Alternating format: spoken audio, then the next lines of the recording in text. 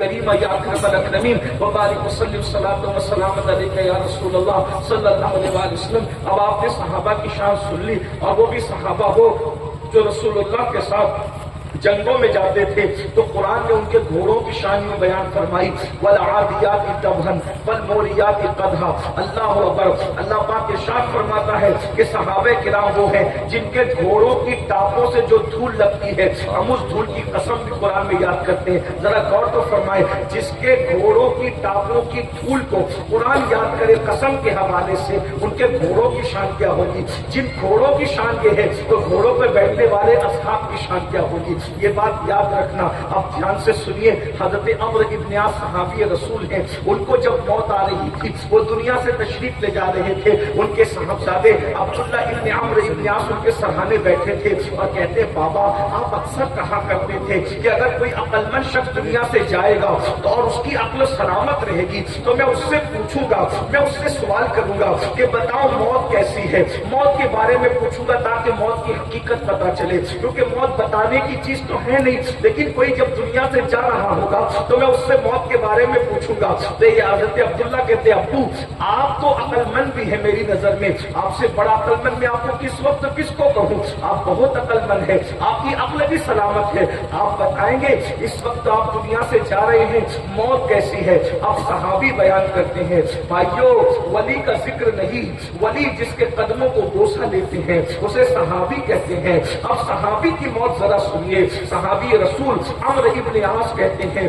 میرے بیٹے ہماری زندگی کے 3 دور تھے، 3 دور۔ صحابی رسول عمرو ابن عاص کہتے ہیں ہماری زندگی کے 3 دور تھے۔ پہلا دور وہ جب میں رسول اللہ کا جو ہے وہ دشمن تھا، حضور سے دشمنی کرتا تھا، حضور کے خلاف کھڑا تھا، ہر مہم میں حضور کے خلاف کھڑا رہتا تھا۔ اگر اس وقت موت آتی تو میں سمجھتا کہ سیدھا جہنم میں جاتا۔ پھر دوسرا دور آیا، ہم نے حضور پہ کلمہ پڑھا، حضور سے عشق کیا، حضور سے پیار کیا، حضور ہی کے ظاہری دور میں اگر موت آ جاتی حضور میرا جنازہ پڑھا دیتے، سپرد خاک کر دیتے تو ہم سیدھا جنت میں چلے جاتے۔ لیکن بعد میں حضور دنیا سے تشریف لے گئے اور پھر بہت سے معاملات ہوئے۔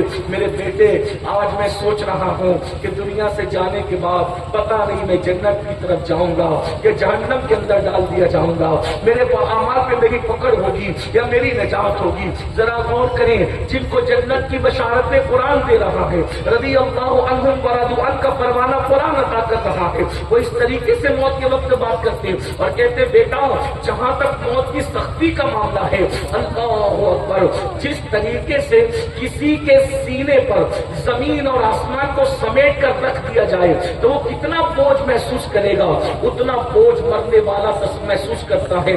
ذرا تصور کیجئے گا، ذرا احساس کیجئے گا، ہائے ہائے 50 کلو کی گونی اگر ہمارے کندھے پہ رکھ دیے جائیں صحت مندی کے وقت میں ہماری تکلیف کا عالم کیا ہوتا ہے۔ اللہ کے بندو جب موت کے وقت بیماری ہے، کمزوری ہے، نکامت ہے، تکلیف ہے، اس وقت زمین آسمان جتنا بوجھ کسی انسان کے سینے پہ رکھ دیا جائے تو اس وقت وہ کیسے محسوس کرے گا۔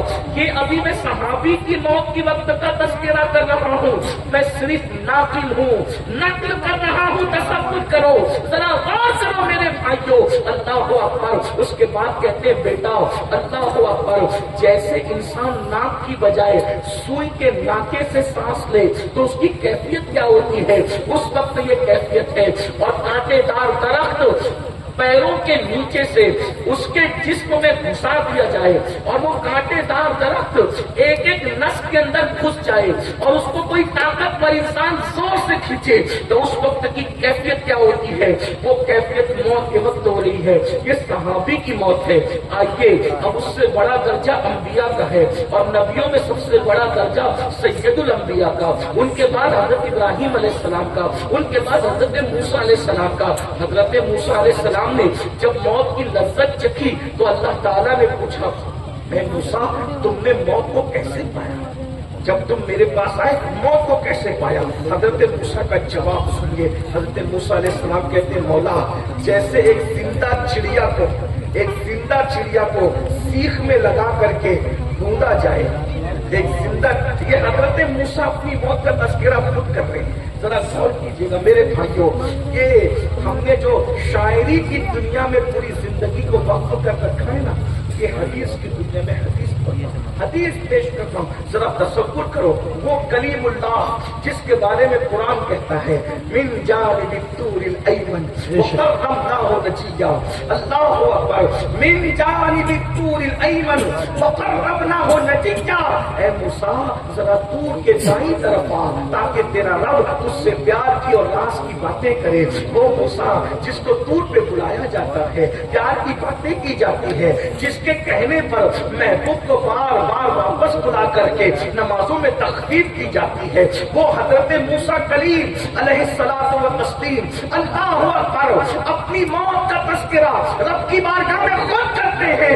کہتے مولا میں نے اپنی موت کو ایسے پایا جیسے زندہ چڑیا کو سیخ میں گھسا کر, سیخ سمجھتے ہیں نا, سیخ وہ جو لوہے کی آتی ہے, وہ سیخ میں گھسا کر کے اس کو زندہ بھونا جائے تو کیا کیفیت ہوتی ہے, نہ وہ اڑ پائے کہ راحت پائے, نہ مر جائے کہ راحت پائے. میں نے موت کو ایسے پایا. ایک اور روایت میں آیا فرماتے ہیں کہ زندہ بکری کی کھال ادھیڑی جائے تو کیسی تکلیف ہوتی ہے, میں نے موت کی تکلیف کو اس سے زیادہ شدت کے ساتھ پایا.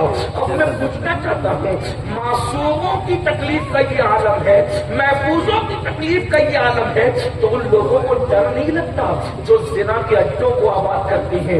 جب وہ مریں گے تو زانیوں کو موت کے وقت کتنی تکلیف ہوگی. جب نبیوں کی تکلیف کا یہ عالم, صحابہ کی تکلیف کا یہ عالم, حالانکہ اللہ کے بندے نیک بندوں کو اس لیے تکلیف ڈالی جاتی ہے تاکہ اللہ ان کے درجات اور بلند کر دے. اللہ اکبر. موت کے وقت سب سے زیادہ تکلیف جس نے اٹھائی ہے وہ سید الانبیاء مصطفیٰ جان رحمت کی. وہ کیوں ام المومنین سید عائشہ صدیقہ فرماتی ہے, حدیث پاک کا مضمون ہے, جب اللہ کے رسول علیہ السلام دنیا سے جانے لگے تو اس وقت میرے آقا علیہ السلام کو کچھ ہوا تو جبریل علیہ السلام نے کہا یا رسول اللہ یہ دنیا سے جانے کا وقت ہے. تو سرکار نے فرمایا جبریل جو تکلیف مجھے ہو رہی ہے دنیا سے جاتے وقت, کیا میری امت کو بھی ایسی تکلیف ہوگی؟ تو جبریل امین نے اس کی یا رسول اللہ یہ جو آپ کو تکلیف ہے صرف بتانے کے لیے ہے, ان کو تو اس سے بہت زیادہ تکلیف اللہ دے گا. سمجھانے کے لیے اگر آپ کے سینے پر موت کی انگلی رکھی گئی ہے تو ان کے سینے پر تو موت پورا پنجہ رکھے گی. یا رسول اللہ ان کو بہت تکلیف ہوگی. بتائیں پھر کیا ہوا؟ میرے قریب آقا نے فرمایا جبریل میرے اللہ سے کہو کہ میری پوری امت کو جتنی تکلیف ہونی ہے وہ ساری تکلیف اللہ مجھے عطا کرتے ہیں اور میری امت کی تکلیف کم کرتے ہیں. تو حضور کے کہنے پر اللہ نے ساری امت کی تکلیف اپنے محبوب پہ ڈال دی اور محبوب نے اس تکلیف کو اٹھایا. اس کے بعد ام المومنین سیدہ عائشہ صدیقہ فرماتی ہیں حضور کی تکلیف میں اتنا اضافہ ہوا کہ حضور علیہ السلام نے ٹھنڈے پانی کے کٹورے اپنے سامنے رکھ لیے اور پانی میں ہاتھ بھگوتے تھے اور چہرے پہ مل کے کہتے تھے موت کی تکلیف پہنچ سکتے ہیں, موت کی تکلیف پہنچ سکتے ہیں. ہم لوگ پانی کے اندر چادر بھگو کر حضور کے بدن پہ ڈالتے تھے اور وہ چادر چند لمحوں کے اندر سوکھ جاتی تھی. اتنی بخار کی شدت تھی اور گرمی تھی. آپ اندازہ فرمائے میرے بھائیوں جب محبوبوں کو اتنی تکلیف ہے تو جن کو اللہ ناپسند کرتا ہے, اور وہ لوگ آج کل کے نوجوان لڑکے جو رات کے 3 بجے تک زنا کی فلمیں دیکھتے ہیں, جب ان کو موت آئے گی تو ان کی تکلیف کا عالم کیا ہوگا. جو نشہ کرتے ہیں ان کو تکلیف آئے گی تو ان کی تکلیف کا عالم کیا ہوگا. بلکہ ایک حدیث تو یاد آ رہی ہے, اللہ کے سچے رسول صادق و مصدوق مصطفیٰ جان رحمت صلی اللہ علیہ وسلم ارشاد فرماتے ہیں کہ مرتے وقت سب سے زیادہ جسے تکلیف ہوتی ہے وہ کون ہے؟ سب سے بدترین موت جس کی ہوتی ہے, موت کے وقت سب سے زیادہ جو دردناک اور تکلیف کی موت مرتا ہے وہ کون ہے؟ تو میرے آقا فرماتے ہیں سب سے زیادہ موت کے وقت جس کو تکلیف ہوتی ہے وہ بے نمازی ہے. بے نمازی کو ایسی دردناک موت آتی ہے, بے نمازی ذلیل کر کے مارا جاتا ہے, بے نمازی بھوکا مارا جاتا ہے, بے نمازی پیاسا مارا جاتا ہے. بے نمازی پر موت کے وقت اتنی پیاس مسلط کر دی جاتی ہے, اتنی پیاس مسلط کر دی جاتی ہے کہ اگر 7 سمندروں کا پانی پانی بھی اس کے منہ میں اڈیل دیا جائے تو بھی اس کی پیاس کو کوئی بجھا نہیں سکتا. تھوڑی دیر ذرا تصور کیجیے نا. اللہ اکبر. دنیا کی محبت میں مسجدوں کو ویران کرنے والوں, مسجدوں سے دور رہنے والوں, اللہ اکبر, کیا تمہیں اپنے نبی کی بات پر یقین نہیں؟ حضور کی بات پر یقین کرنے سے تم کمزور ہو گئے. اللہ اکبر. وہ رسول جس کی سچائی کی گواہی اس کے دشمن تک دیتے ہیں, اس رسول کی بات سن کر لرزتے نہیں, کانپتے نہیں. اللہ اکبر. ماہرین موسمیات اگر کوئی بات کہہ دے, پیشین گوئی کر دے تو اس کی تیاری کرتے ہو. اللہ کے سچے رسول خیر کا نبی فرما رہے ہیں سب سے زیادہ دردناک موت بے نمازیوں کو آتی ہے. فجر کی نماز میں سوتے پڑے رہنے والوں, موت کا تصور تو کرو. سحر کی نماز میں کاروبار میں ڈوبنے والوں, موت کا تصور تو کرو. اللہ اکبر. عصر کی نماز میں بیوی بچوں کے ساتھ وقت گزارنے والوں, ذرا تصور تو کرو. 7 سمندروں کی پیاس موت کے وقت کو دے دی جائے گی اور رشتے دار چمچے چمچے سے قطرہ قطرہ پانی پلا رہے ہوں گے. آپ تجربہ کر کے دیکھنا, جب پیاس زیادہ لگی ہو 1 گھٹ پی کر کے گلاس ہٹا لو تو پیاس بجھتی نہیں ہے اور بڑھ جاتی ہے. تو یہ رشتے داروں کا قطرے قطرے پلانا وہ پیاس کو بجھائے گا نہیں, وہ پیاس کو اور بڑھا دے گا.